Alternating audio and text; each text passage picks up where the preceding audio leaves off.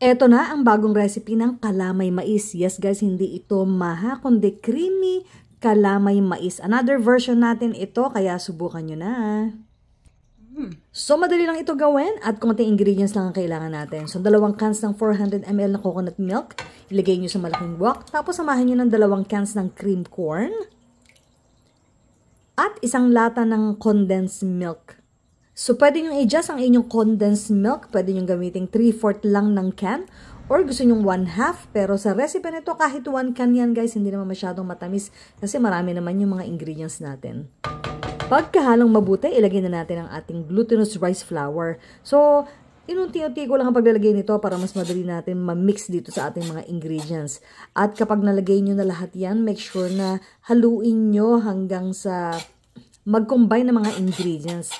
After niyan, pwede nyo nang i-on ang inyong apoy to medium-low heat. At continue nating haluin yung ating mixture hanggang sa ito ay maging malapot or mahirap na talagang haluin. That way, alam natin na luto na at ready na at thick na ang ating mixture.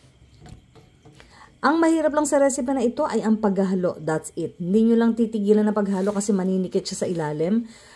Siguro mga 20 minutes to 30 minutes ko itong hinalo hanggang sa ma-achieve ko yung texture na gusto ko. Kung ayaw nyo naman maghalo, pwede naman kayong mag-steam nito. Ilagay nyo lang sa banana leaf. Mas masarap kung sa banana leaf nyo mismo i-steam ito. Siguro for about an hour.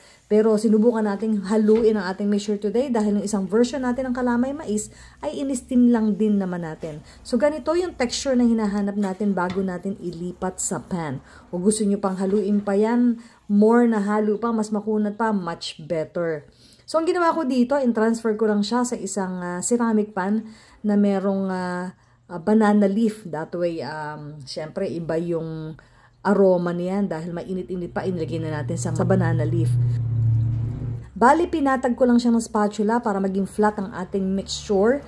Tapos, nilagyan ko siya ng toppings, which is latik. Pwede rin cheese ang gamitin nyo rito, pero dahil napaka-creamy na to, medyo nakakaumay siguro kung cheese ang gagamitin natin.